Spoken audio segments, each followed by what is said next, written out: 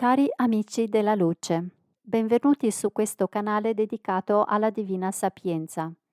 Proseguiamo con la lettura della spiegazione dell'Apocalisse di Giovanni che il Signore Gesù Cristo ha comunicato al mistico Gottfried Mayr-Hofer.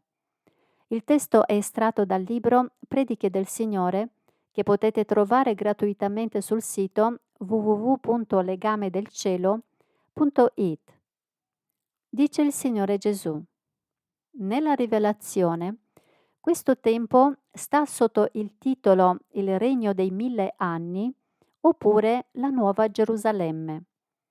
Un tempo, infatti, Gerusalemme era il luogo dove nel Tempio era custodita l'Arca Santa dell'Alleanza, dove ardeva l'eterno fuoco e solo salmi e sostanze profumate annunciavano sull'altare dei sacrifici il purissimo servizio divino per Geova. Questa Gerusalemme, che fu contaminata e profanata dai suoi stessi sacerdoti con la mia morte lì provata come uomo, caricandosi di maledizioni anziché di benedizioni, questa Gerusalemme, alla quale dai profeti fu preannunciata la caduta e da me convalidata, scenderà di nuovo spiritualmente sulla vostra terra. Essa verrà come nello splendore dei suoi primi tempi, portando pace e quiete a tutti quelli che credono in colui che un giorno predicò in quella città, soffrì e vi fu crocifisso, e dove di nuovo risorse. Questa città, quale simbolo della prima comunione del Creatore con le sue creature, scenderà con la palma della pace per tutti quelli che dopo lotte e sofferenze avranno conseguito la figliolanza di Dio.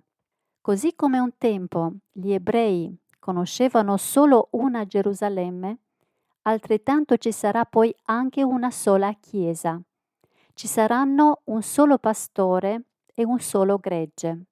Le sette religiose scompariranno. L'Iddio, Creatore e Signore, che un giorno camminò come uomo sulla vostra terra, sarà riconosciuto per colui che era, è e in eterno sarà, vostra guida e Padre di tutti. La comunità del mondo degli spiriti sarà elevata, anche perché personalmente io stesso diverrò visibile ai miei figli per consolarli e dimostrar loro di fatto che si è adempiuto tutto ciò che io dissi un giorno, ciò che scrissero i miei apostoli e ciò che anche Giovanni indicò nella sua rivelazione. Quando saranno cessate tutte le lotte spirituali e materiali, allora tutti mi comprenderanno facilmente e adempiranno anche volentieri i miei comandamenti, i quali iniziano con l'amore per il prossimo e terminano con l'amore per Dio. Anche a questo regno dei 1000 anni, però, seguirà ancora un'altra epoca, in cui la natura umana bestiale farà il suo ultimo sforzo e il grande spirito caduto tenterà ancora una volta di requisire i suoi discendenti.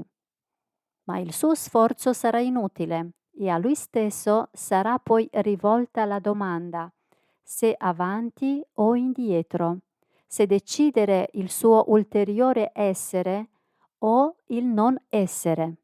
Tutto ciò, figli miei, è la vera e propria materia sostanziale della rivelazione di Giovanni, data simbolicamente, ma se letta con occhi spirituali e con il linguaggio delle rispondenze, essa vi mostrerà chiaramente come questo fiorellino dell'amore che io piantai nel cuore degli uomini non potrà mai essere estirpato e come nonostante tutti i piani dei potenti in senso spirituale e materiale, questo germe di origine divina non potrà mai essere distrutto.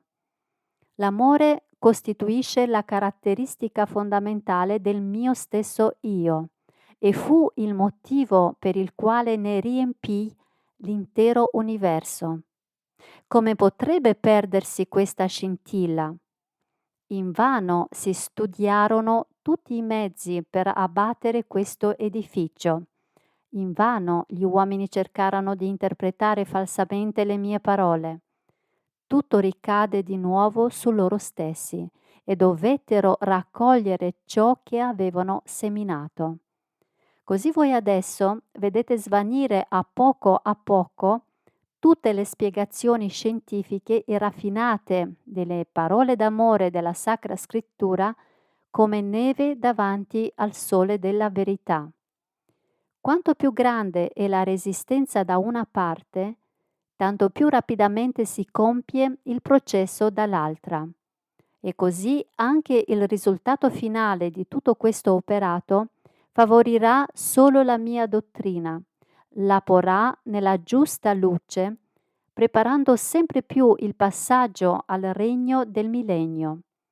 Allora la nuova Gerusalemme, quale tempio simbolico della pace, ristabilirà l'unione tra me, l'umanità e il mondo degli spiriti, dove né squilli di tromba né coppe dell'ira produrranno conseguenze devastanti, ma dove il vostro stesso globo terrestre porterà tutti gli esseri viventi, come pure il regno animale e vegetale, ad accogliere l'identico tipo d'amore che avranno gli stessi uomini.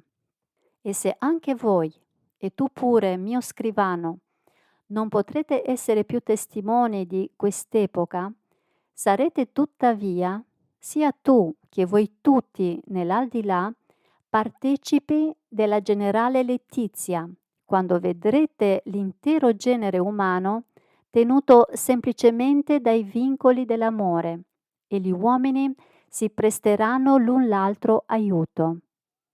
Allorquando non vi saranno più né padroni né servi, bensì solo il vincolo dell'amore fraterno concatenerà interi popoli, dove scompariranno i confini territoriali e i potenti e i papi non agiranno più facendosi gli uni pagare con forze fisiche gli altri con forze spirituali.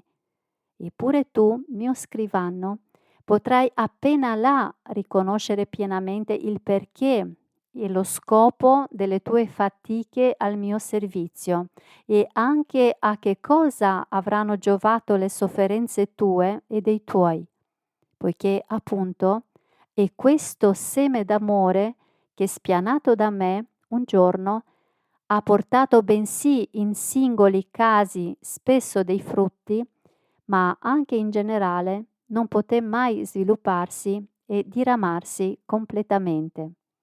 Questo seme, appunto, ora, rinnovato mediante la tua mano, costituirà il nuovissimo Evangelo, il quale, scritto con altre parole ed in altro stile da quello del tempo dei miei apostoli e anche del tempo successivo, viene a risultare adesso, precisamente in questa forma, più facilmente accessibile e comprensibile all'umanità.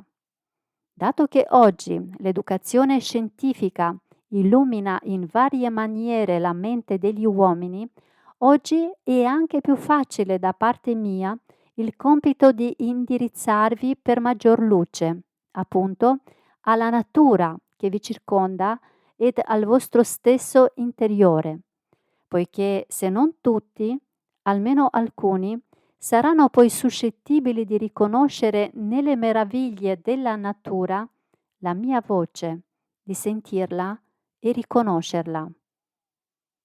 Grazie per la vostra attenzione.